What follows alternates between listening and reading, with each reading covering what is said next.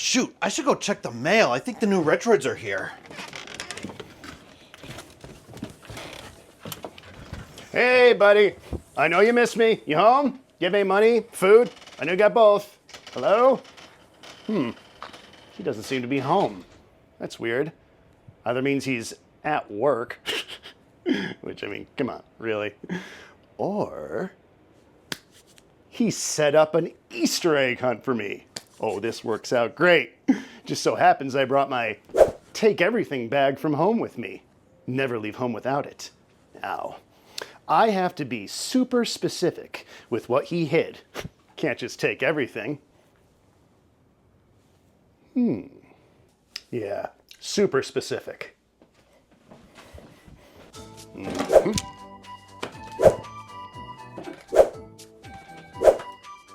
Why not? Why does he even have this? Who am I to judge?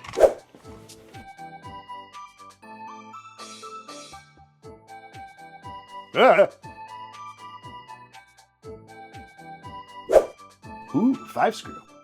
Final Fantasy 15? I'm doing him a favor by taking this. Another court summons? That Mario footage was fair use. I stole it fair and square. No lawyer's gonna help you with that. We've tried. What are you doing? Oh, I'm just doing your Easter egg hunt, which by the way, that was awesome. Are you robbing me? No, there's a difference between criminal activity and Easter egg hunt. You set stuff up. Little minor things like toys, your wallet, your keys, life insurance policy, and mortgage. I went ahead and collected them. That's not an Easter egg hunt. That's a felony. There is no such thing as the Easter Bunny.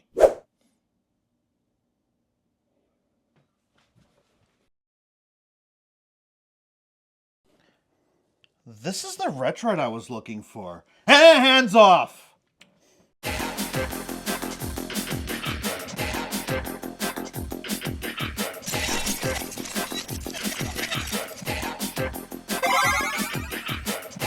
Greetings and welcome to the channel. This is Mikhailov from Team Retro, where we like retro games and the devices that bring them to us.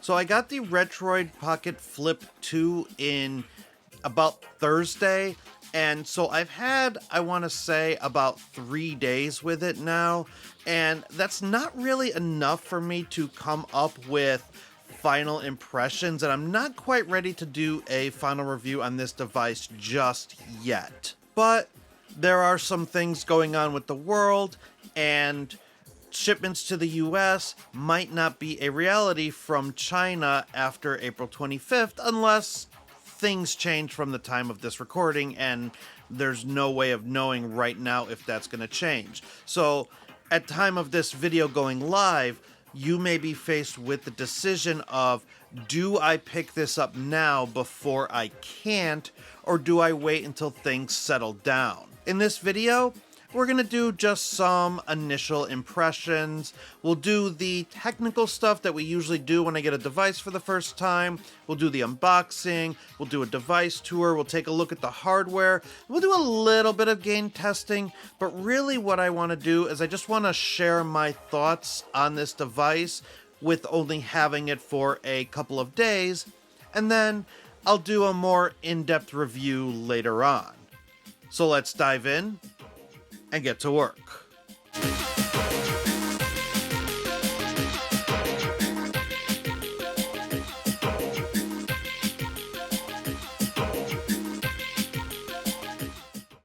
At time of recording, you could purchase the Retroid Pocket Flip 2 directly from Retroid's website for $229. There is also a Dimensity 1100 version for $199, but that model is currently listed as sold out. You can use the code FLIP2SAVE10 for $10 off the unit at time of recording, and if you purchased a Retroid Pocket Mini in the past, you could save another $10 with the code MINISAVE10. The unit I'm using in this first impressions video is a GameCube colored Snapdragon unit sent to me by Retroid for the purposes of this review. As is always required, all opinions are my own, I'm not being paid, and they are not seeing this video before it is published. It's time to hop on our mount and ride Into spec tout. The Retroid Pocket Flip 2 is powered by a Snapdragon 865 processor. The GPU is an Adreno 650. The device has 8GB of LPDDR4X RAM and 128GB of built-in storage with expansion via a microSD card slot. The screen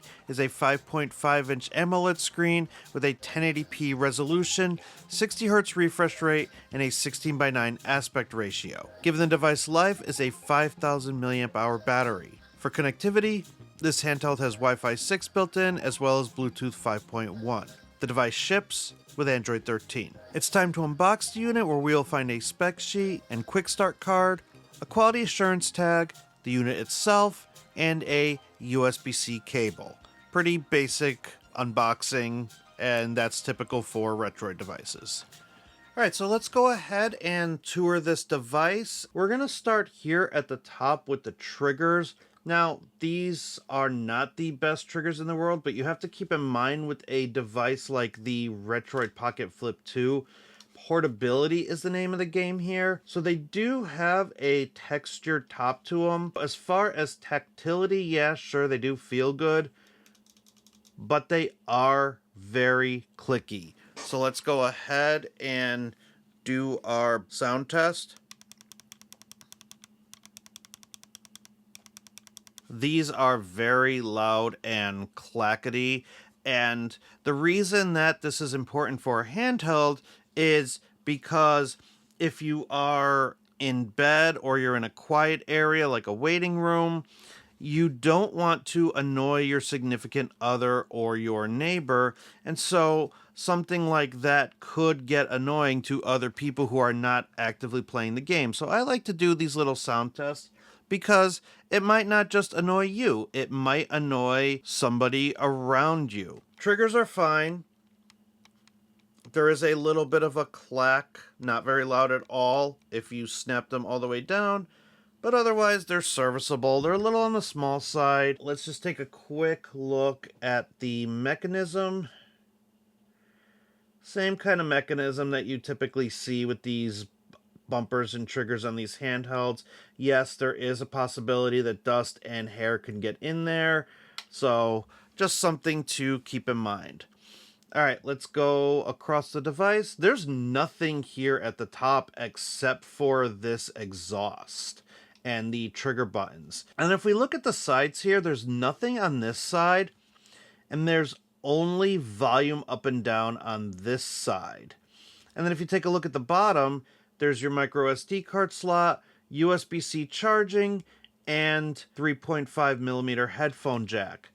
One thing you're going to notice about this device is that all of the buttons, even the power button to turn it on, is here in the device itself. Before we go any further, we need to address the fact that this is a clamshell device, so we need to talk about the hinge, because there have been handhelds coming out in the market in 2025 where the hinge has broken or has not been built properly. I don't think this is the case in this one. If I close the device, you get a nice satisfying clap, but then if I open it, it's pretty stiff, and the device turns on right away. Now, this is after only having it for a very short amount of time, but you can slowly open this hinge and position it to where you want it, and then you get to a clear stopping point where you get a clack, and you can go back one farther than that to where the device is even up and down if you feel the need to play like that. But the hinge has two stopping points. Those stopping points make sense, and if you need to go a little bit further in, it's not going to stop and get flimsy. Unfortunately, I can't speak to how this is going to be over time. Now, this is not a pre-production model that I know of. This is an actual retail model that was sent to me. I'm not encountering any issues with the screen opening and closing anything. Nothing is falling off here. These rubber stoppers are in place and they're just fine. And I've opened and closed this a whole bunch of times, and I haven't really seen any indication in my specific unit that anything will happen over time. And here is the 5.5-inch AMOLED display in all its glory, 500 nits. Looks just as beautiful as the one on the Retroid Pocket 5. In fact, this is the exact same display as what's on the Retroid Pocket 5. All the rest of our I/O is right here at the bottom part of the device. So we have two joysticks, and these are recessed because they need to be with a clamshell device. You have the Retroid style D-pad that I've really come to enjoy over the years. ABXY over here, two front-facing speakers, and then select, start, home, and power, all where they should be on a clamshell device. Although I do kind of wish that these buttons were placed at a little bit of a different location just because of ergonomics, but for the most part, this device does make sense as to where these buttons go. Here's the back of the device where you just have a logo and you have your intake, and this is a very flat device, which means ergonomically, this might not be the best. There are no bump outs here, and there's no grip or anything like that that I know of to help with ergonomics here, so this might not be a device for longer gaming sessions. In my final review, I'll go over some benchmarks and testing compared to other devices, but the one device I want to compare to in this first look is the original Retroid Pocket 5. Both of these models have the same screen and Snapdragon chip in them, so your choice between these models will be purely down to hardware choices. I personally find the Retroid Pocket 5 to be much more ergonomic thanks to these grips at the back of the unit, which are not present on the Flip 2. For me personally, this makes the Flip a little harder to use in certain situations. For example, right before bed or nap time, sometimes my son will watch me playing a game on one of these devices, so I'll end up laying in his bed on my back. And I notice that after a few minutes doing that with the Retroid Pocket Flip 2, the lack of a grip caused my hands to start cramping. This was a problem that I also had with the Retroid Pocket 2 and 2S. And so if you have issues with flatter, candy bar style devices, you will also have an issue with this handheld. I did find that things were a little bit easier when laying on my side, as that's my general sleeping position. My arms take a more resting position here, and so I noticed my hands would not cramp up as much, making this an okay handheld for before bed, but maybe not as good as the Retroid Pocket Mini or Retroid Pocket 5. However, over the last couple of days, there were quite a few moments where the Retroid Pocket Flip 2 really shined. Because of its clamshell shape, it's a fairly decent handheld for just throwing in a pants pocket. It does feel a little heavy in there, and will bulge out if you're wearing tighter pants like jeans. I wouldn't personally put anything else but the Flip 2 in the same pocket. I would also only put this in your front pocket and not a back pocket. But I did carry this in my front pocket with no case since I got it, and I never felt it weigh me down. This Pocketability has led to a couple of nice situations where I had the Flip 2 readily available for when I needed it. For example, while waiting for our food at breakfast, I was able to prop the Flip on the table and play some Pokemon Unbound. Now this is a ROM hack, so I'm hoping I can show you this footage without the ninjas coming at me, because this brings up an excellent use case for the Flip 2. Tabletop gaming. I was able to prop this device on a table and play it a bit before our food came. Not only was this an experience I haven't had since the 3DS days, but it makes the Flip 2 a great JRPG machine as a result.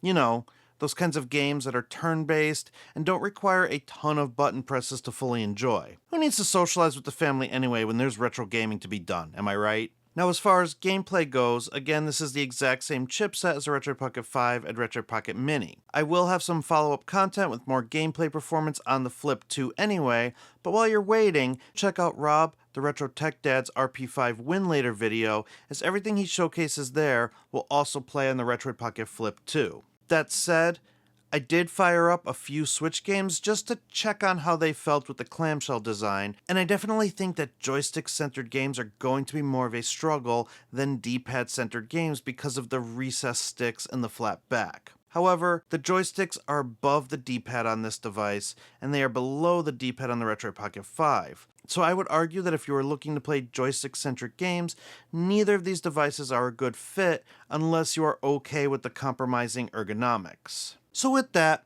let's wrap things up with my first impressions. I do like how pocketable this device is. The clamshell form factor makes this as versatile as the GBA SP and DS were back in the day, where you can put them in a pocket or a purse and not really worry about it. They were always there for you when you needed them, and that's where I think the Flip 2 stands out. But it has the same great screen as the RP5 as well as the same great specs.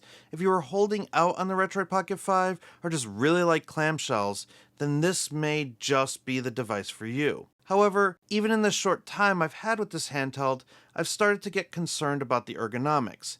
Hand cramping is a reality for us older folk, and if I was starting to cramp up during short sessions, then longer sessions are definitely going to be a concern. And finally, while this is a fun handheld, if you already have the Retroid Pocket 5, this might not be enough reason for you to rush out and grab this unless you're panic buying due to the potential tariffs in the US, or you just really like the clamshell design and have been waiting for a Flip 2 since the Flip 1 came out. I'm going to reserve judgment until my final review, but hopefully this first impressions video gave you some idea on what to expect if you are interested in this device, and definitely look forward to my final review in the coming days. But let me know what you think in the comments below, and please feel free to continue the conversation on the Retro Handhelds Discord, where you could find me hanging out in between videos. And if you want to support the channel like these wonderful people on the screen, you can do so by going to my Patreon page. Links for all these places are in the description. But that'll do it for this video. Thank you so much for watching, and please be sure to like and subscribe if this video was helpful to you in any way. Every smash of that button helps the channel grow and allows me to get more content out to you. But until next time, bye for now, and don't stop believing.